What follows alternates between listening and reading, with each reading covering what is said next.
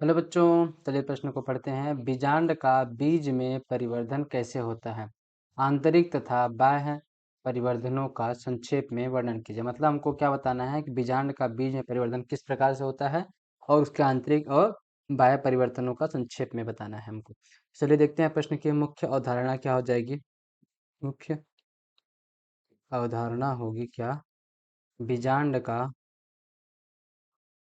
बीजांड का बीज में परिवर्धन परिवर्धन या परिवर्तन। बीजांड का बीज में क्या परिवर्तन परिवर्तन किस प्रकार होता है, इसको बताना है। चलिए देखते हैं कि किस प्रकार होता है। तो जैसा हम जानते हैं कि बीजांड के अंदर क्या होता है, मादा युग्मक।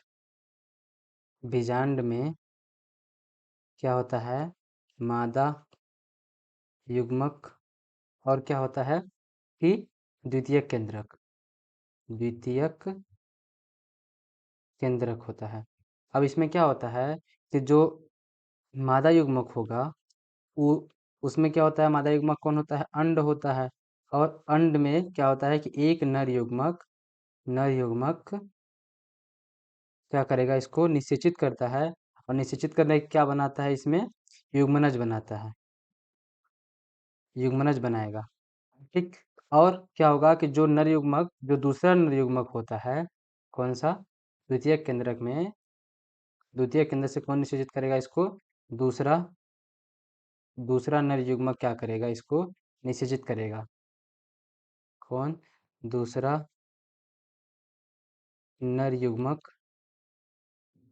इसको क्या करेगा, निषेचित करेगा। और यह का क्या बन जाएगा, द्वितीय केंद्रक प्राथमिक भ्रूणपोष कोशिका। क्या बनता है, प्राथमिक भ्रूणपोष कोशिका का निर्माण होता है, जो कि कैसी होती है, त्रिगुणित होती है। और ये द्वितीय केंद्र कैसा होता है, द्विगुणित होता है। अब क्या होगा कि युग्मनज क्या करेगा कि आगे चल के जो युग्मनज होता है वो आगे चल के किसका निर्माण करेगा, भ्रूण का। और जो प्राथमिक भ्रूणपोष कोशिका होती है वो आगे चल के किसका निर्माण करेगी, भ्रूणपोष का। भ्रूणपोष का जो क्या करता है कि भ्रूणपोष क्या करता है, भ्रूण को परिवर्धित होते हुए भ्रूण को क्या करता है, पोषण प्रदान करता है। तो ये क्या करेगा, भ्रूण को पोषण प्रदान करेगा।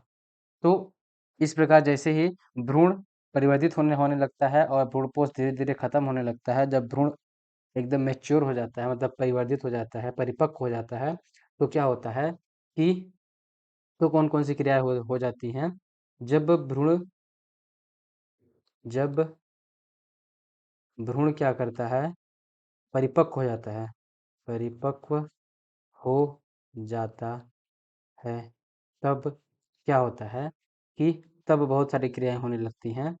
तो क्या क्या होता है कि जो बीजांड होता है वो किस में परिवर्तित हो जाता है, बीज में परिवर्तित हो जाता है।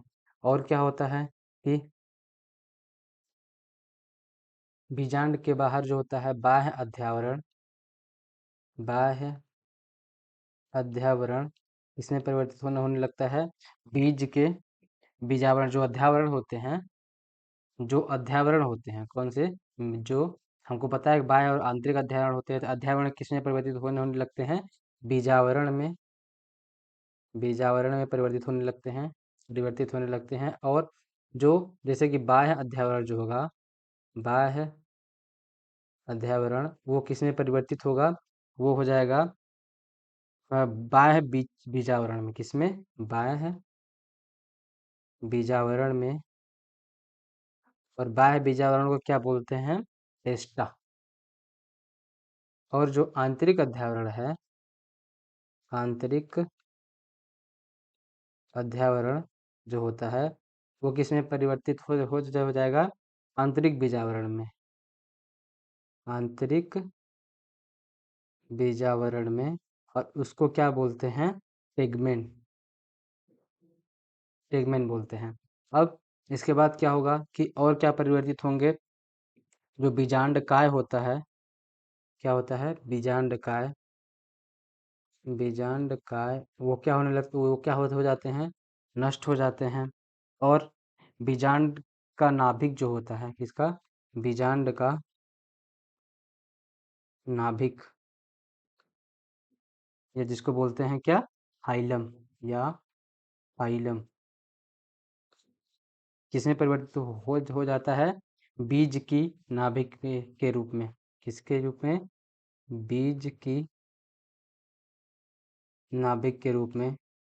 और क्या परिवर्तित होते हैं, और होता है क्या कि बीजांड वृंत, जो होता है क्या, बीजांड वृंत, बीजांड वृंत वो किसमें परिवर्तित हो जाता है, वो बीज वृंत में परिवर्तित हो जाता है, बीज वृंत में परिवर्तित हो जाता है। और जो बीजांड का बीजांड द्वार होता है, क्या, बीजांड द्वार, बीजांड द्वार वो किसमें परिवर्तित हो जाता है, वह बीज का द्वार में परिवर्तित हो जाता है, मतलब बीज द्वार में परिवर्तित हो जाता है। और बीजांड का निभाग जो होता है, क्या, बीजांड का निभाग, निभाग जो होगा वो किसमें परिवर्तित हो जाएगा, वो बीज का निभाग, बीज का निभाग में क्या होता है, परिवर्तित हो जाता है। अब इसके अलावा क्या होता है कि जो सहायक कोशिकाएं होती हैं, कौन, सहायक कोशिका, सहायक कोशिका वो क्या होती है, नष्ट हो जाती है। और जो पूरा का पूरा अंडाशय होता है, अंत में क्या होगा कि जो अंडाशय होगा, अंडाशय वो किसमें परिवर्तित हो जाएगा, वह पूरा पूरा फल में परिवर्तित हो जाता है। तो ये होता है कि जब बीजांड बीजांड में निषेचन होता है या बीजांड बीज में परिवर्तित होता है, तो इतनी सारी क्रियाएं होती हैं, इतने सारे परिवर्तन होते हैं। आशा करते हैं आपको दिए गए प्रश्न का उत्तर समझ आया होगा। धन्यवाद।